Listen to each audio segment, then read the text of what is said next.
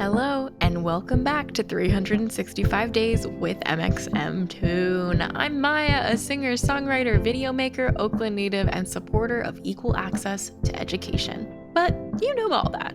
I'm also a huge fan of history.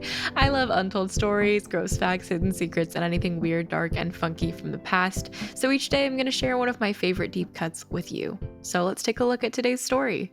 It's 365 with mxmtoon. New facts every day, so don't leave too soon. I'm gonna teach you stuff, no it won't be tough. Gonna go a year till you've had enough. It's 365 mxmtoon. On this day in 2019, actress Felicity Huffman pleaded guilty for her role in the largest college admissions scam ever prosecuted by the Department of Justice. The Golden Globe winner and Desperate Housewives star was sentenced to 14 days in prison, a $30,000 fine, and 250 hours of community service.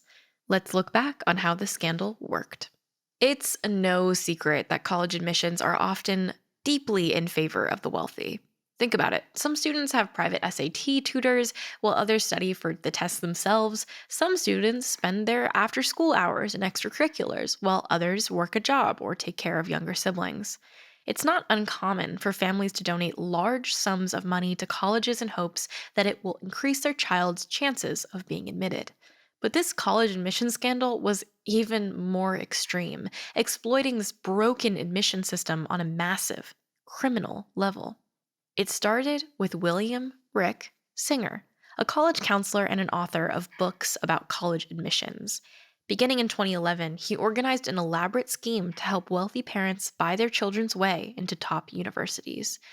For the next 7 years, he collected over $25 million from 33 parents. He disguised these payments as donations to the Key Worldwide Foundation.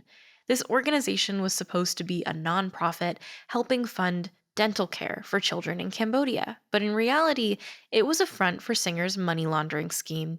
As a registered nonprofit, Singer was able to avoid paying federal income taxes on the millions of dollars he collected, which helped the scheme go undetected for a very long time.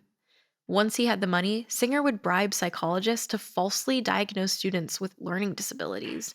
This enabled the students to take college entrance exams like the SAT and ACT with unlimited time. Then, Singer would bribe exam proctors to change students' answers after they turned in the tests. That way, they would get the high scores they needed. Needless to say, there's a lot that's incredibly problematic here, but this particular arm of the scheme is ableist and deeply harmful to students who actually need these testing accommodations. Still, high test scores can't guarantee admission, but at some schools, athletic recruitment can. Singer took things even further by bribing athletic coaches to nominate unqualified applicants as recruits, leading to the student's admission. So, for example, the two daughters of Full House actress Lori Loughlin were admitted to the University of Southern California as members of the rowing team. However, neither of them had ever participated in the sport. Loughlin and her husband, fashion designer Massimo Giannulli, paid $500,000 for their daughter's admission. Meanwhile, Huffman and her husband, actor William H. Macy, paid $15,000 for their daughter to get unlimited SAT time. In court, many of these parents claimed to have committed these crimes because they loved their children and wanted the best for them, but in the process, they took spots away from hardworking students who actually deserved to be admitted. After almost 8 years of successfully scheming, how did Singer get caught anyway? About a year before this became public, federal prosecutors were working on a different fraud case in Massachusetts. In hopes of gaining a lesser sentence, a suspect in the case offered investigators a tip about a Yale soccer coach who accepted 6-figure bribes from prospective students. When the coach was confronted by the FBI, he directed them to Singer. He pled guilty and cooperated with the FBI to round up other key players in the case. Currently, he's out on a $500,000 bail and is yet to be sentenced. He faces up to 65 years in prison for his crimes, including fraud, obstruction, racketeering, and money laundering. 52 others had been accused in the case as well. Even though only the most high-profile cases have gone to court, Singer claims he helped over 750 students get into college through unethical means. But because of his cooperation, he doesn't even have a hearing scheduled. If that seems unfair and really messed up, it is. The college admissions scandal exposed just how broken the system is.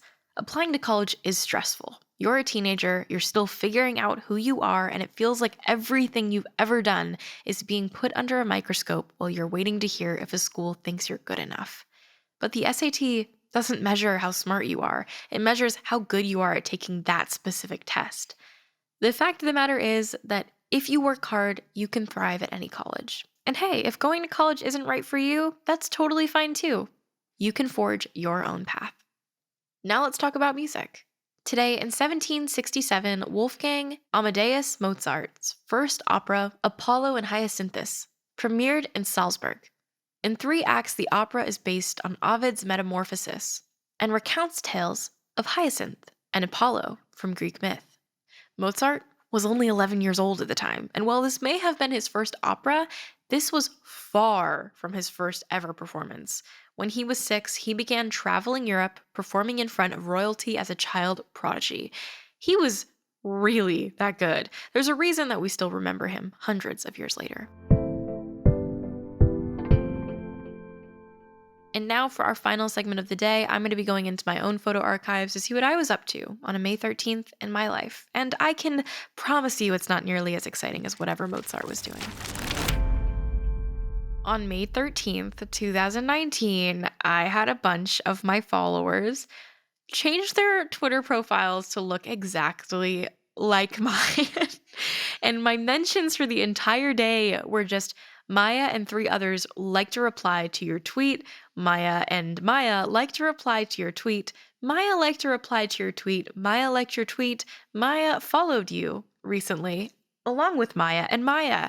And my entire mentions were just like everybody, a bunch of toonies, that's the name that people have given themselves if they end up following me and my music, who transformed their profile to look exactly like mine. And it was very confusing because they planned it all without letting me know. And I woke up one morning and my entire mentions were just that. But it was very funny, and they still do it sometimes.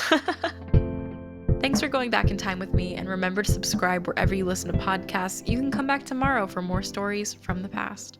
It's 365 with mxmtoon. New facts every day, so don't leave too soon. I'm gonna teach you stuff, no it won't be tough. Gonna go a year till you've had enough. It's